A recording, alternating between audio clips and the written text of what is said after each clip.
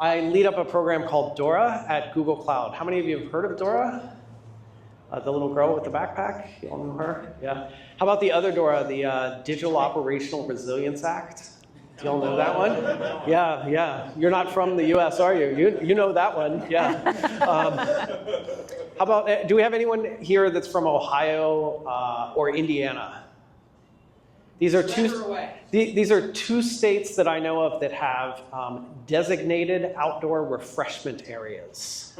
So these are legislated areas where you can walk around with a beer outside. Wow. That's my second favorite DORA. But the DORA that I'm here to talk to you about tonight is a research program that's been running for over a decade now. And this is research into how do we build and sustain high performance technology-driven teams. That's really the whole question that DORA seeks to answer. We've been researching this, like I said, for over a decade now.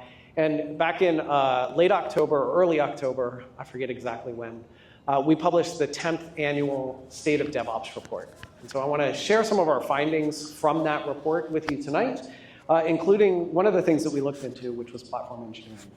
And so, let's see.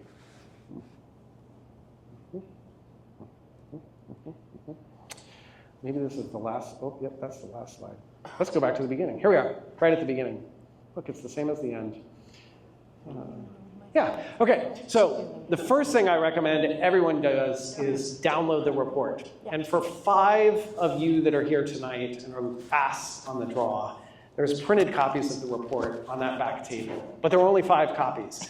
And please take them, I'm not flying home with them. So they're not light. It is a short report, 120 pages. This slide deck has 112 slides to summarize the 120 pages. That's a lie. That's a lie, but we do have a deck that's like that. Also on the back table, I have stickers, some DORA stickers, and I have a box of other treasures that you can each pick from. What these treasures are, if you look back, Benji's gonna hold one up. Sometimes in this work, we run out of fucks to give.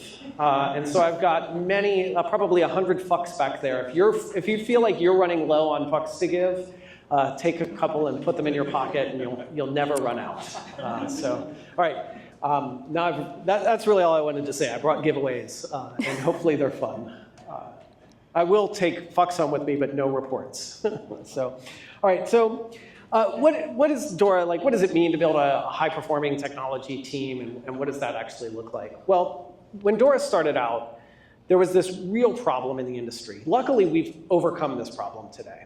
But this problem was that developers built a lot of software, and it was very difficult to get that software out into production, into the hands of users. That's no longer a problem for any of you, right? Yeah, not a problem anymore, right? So, DORA really wanted to understand how do we improve software delivery performance, and does it matter? So software delivery performance has kind of been the center of gravity, if you will, for this research program. And what we've been able to demonstrate through our research over the years is that software delivery performance matters because it is one of the key factors that helps drive the outcomes that you care about. Outcomes like organizational performance and well-being for people on your team. What is organizational performance? Things like profitability, revenue, customer satisfaction, market share, things like that. And well-being is like, you want to decrease burnout, you want to increase job satisfaction, productivity, and so forth. So what our data has shown us is that software delivery performance, that green box in the middle, is predictive of better outcomes for the people on those teams and for those organizations. But we want to get better at software delivery performance. How do we do that? It's easy. If you capture all the metrics about how you're doing with software delivery performance, you will automatically get better. That's not true. That's not true at all. So it's not about the metrics themselves. Like, as an example, one of the metrics is deployment frequency. How frequently are you pushing change to production? The way that you get better at that is not by showing up at work and thinking really hard about deployment frequency, or showing up at work and just banging the deploy button over and over again. That's not a sustainable or healthy way to do that. So instead, we investigate and research the capabilities and sort of conditions that lead to better software delivery performance. Those capabilities are things like a climate for learning, fast flow, and fast feedback. When we have these capabilities and conditions in place, it's predictive of better software delivery performance. So in other words, you want to build up on your team the capabilities on the left. You'll see that those are improving as your software delivery performance improves, and then that will lead to better outcomes. And when I just said that will lead to, really what you should have heard is that might lead to, or that should lead to. What our research shows this, but here's the thing about our research. Each year when we run our research, we go out to the world and we talk to hundreds or thousands of different companies. And none of you, well, maybe, any of you in here work for 100 different companies right now, or 1,000 different? No.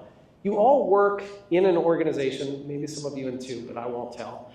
You all work in an organization on a product in its own context. So we really encourage you to take our findings and use them as the hypothesis for what you're going to go and change. Use those to help drive your own experiments. And when it comes to those software delivery performance, oh, sorry, Natalie, I've just shown all your notifications. When it comes to software delivery performance, how do we measure it?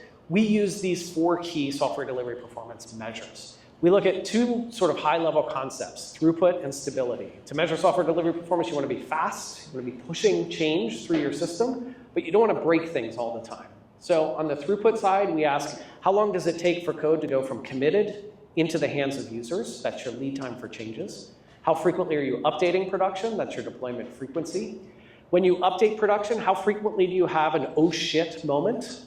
You know, you push something to production and you or someone around you shouts out some expletive because something went wrong. We need to roll that change back or push forward a hotfix. That's your change failure rate. And then when that does happen, how long does it take you to recover from that and get your system back to working? Now, taken together, these 4 metrics can be used to measure software delivery performance for any type of technology that you're shipping to production. You could be working on Salesforce, you could be working on the mobile application, you could be working on a retail banking application, you could be working on the mainframe. You can use these 4 measures to understand how is that software delivery performance going for that application. What you shouldn't do, but what you're going to ask me later, how do we do this, is you shouldn't use these 4 measures to figure out how is your company doing with software delivery performance. Because it doesn't matter. Like, we could ask the question, how frequently, I work at Google, how frequently does Google deploy to production? Who cares? It's a big number and it doesn't actually tell us anything. We can't change anything based on that number. But if I take it down to an application or service, that's where I start to get the insights. What's the problem or the context of this application that we want to improve? If we go back to those capabilities though, we break them down. We break them down to test your eyesight, to see, can you read very small font on a slide? And the answer is no, you can't. But that's okay, because you have a presenter here who will explain what's happening here.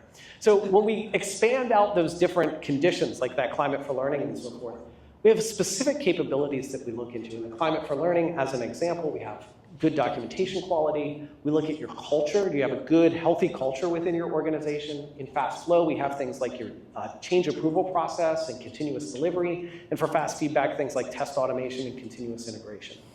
The way that you can use this is you figure out, how are we doing with software delivery performance? Okay, this is how we're doing. I wish that number were different. How do you make it different? You look back at the capabilities and you just improve all of those capabilities. Except you can't improve all of those capabilities. So which one or 2 is your constraint? Which one is causing you the most friction or the most trouble when it comes to delivering software? Focus in on that one, make some improvements there. And in fact, you can kind of write a hypothesis. You use our data and our findings as your hypothesis. So I'm going to work tomorrow and I want to improve our software delivery performance, and I know that our test automation is not good. I'm going to write a hypothesis. We believe that by improving our test automation, we're going to see improvements in our software delivery performance, and that's going to lead to 2 cents more per share in our next quarter's stock earnings. Oh, we want to get that? Let's come back here and focus on test automation. Let's do this, and let's watch it flow through the system. And now, are you going to actually see 2 cents? Nah, you saw a penny and a half. But, you know, you tried. It was good effort. So, but we can learn from that and take those lessons and put them into practice. The idea of DORA is to help you get better at getting better. This is a journey of continuous improvement. All right, so each year we look into a bunch of different capabilities. One of the capabilities or things that we looked into this year was platform engineering. But what is platform engineering? How would you define platform engineering? I think in this room we can come up with 100 different definitions, and that's a problem for researchers to figure out, like, what's the impact of platform engineering. So we gave a very broad definition in our survey as we went out to collect this data, and it's basically a set of capabilities shared across multiple applications. Our goal is to improve efficiency and productivity, and importantly, a dedicated platform team is not required for an organization to do platform engineering. How many of you have a platform engineering team in your organization, in your company? A few of you. Do you believe that you're doing platform engineering? That you don't have to raise your hand. You don't have to answer that question. But I work with DORA. We always like to collect data, so I'm always surveying somebody. Look, just because you named a team platform engineering doesn't mean that you're doing platform engineering. And if you don't have a team that's named that, you still might be meeting some of these criteria. So what did we find when we looked out? First, 89% of our respondents had some sort of platform engineering initiative or an internal developer platform in their environment. Here are some of the key findings, though. Like I said, 89% have platform engineering in some way. We see a 6% gain in productivity at the team level. So when an organization does have a dedicated platform team. So if you're on the application team and there's a dedicated platform team, you're probably going to feel a little bit more productive. And why is that? Well, you've offloaded potentially some of your work to that platform. Yeah, offloaded some of that work to the platform. We also see a 5% improvement in productivity when users of the platform are able to complete their tasks without needing an enabling team. What that really means is you've built a platform that is truly self-service. How many of you have worked on platforms before, maybe, where, I need to get this thing done. I don't know how this platform works. I need to call up the platform team or go to their office hours and get help from them in order to accomplish this task. So when you have that dependence on them, it's as if you don't have a platform. And then we also see on the downside an 8% decrease in throughput among those who are using a platform versus those who aren't. So we see throughput going down when you have a platform in place. Guess what else we see going down? Stability. Stability goes down even worse. But we don't really know why. But I'll give you two of our hypotheses on why that might be. The first is, an organization oftentimes puts in a platform not to increase software delivery performance, but rather to increase consistency of how their applications work, right? Or all of our applications following the same policies. Maybe we're under some compliance policies that we have to follow. We want to make sure that all of that is in place for all of our applications, audit trails, things along those lines. And so if that's the case, it doesn't surprise us that it wouldn't immediately improve software delivery performance. The other hypothesis that we have, and you'll have to stick with me for just a second here. Let's say you're working in an organization that has bad software delivery performance, and you want a way out of that. And you think, I know how we'll get out of that. We'll introduce a platform. And so you started off in a bad place. You introduced a platform. You didn't get any better. So for us, it appears as if you have a platform and your software delivery performance is bad. It's not that the platform made it worse. It's just that's what the status quo was, and it hasn't improved. Now, the optimistic view of this is, yet, right? The platform will eventually, hopefully, lead to better software delivery performance, especially if that's what you're focused on. But it does come down to how and why you're building that. So to summarize our findings really quickly here, one of the key things that we found, not only with platform engineering, but with everything that we looked at across this year's study, was that understanding who your users are and building for your users is one of the most important things you can do as a team. Those teams that are connected to their users, that take user feedback and use that to help reprioritize the work that they're doing, that understand what their users are trying to accomplish, they're the teams with the best performance. And I would contrast that with teams that work in a software factory, where I'm a software engineer and my job is to go pull a ticket off the board, code up that ticket, send that code on down the line, and grab another ticket off the board. I have no idea why I'm building this, no context around that, no understanding or connection to the business. If you don't care about that and you're not connected to it, it's hard to have a job that's super fulfilling where you're both also good at it. You definitely need to watch out for that instability as you're building out the platform, and really understanding how much change instability is acceptable. One of our other theories with the change in the stability going down is that maybe teams are like, well, with this platform in place, I can remediate very quickly, so I'm willing to take on a little bit more risk because I can recover fast. And maybe that's a good approach. And then finally, platform engineering initiatives should be rooted, just like all of your initiatives, in the business's overall goals and mission. Why are you doing this? Stay connected to that.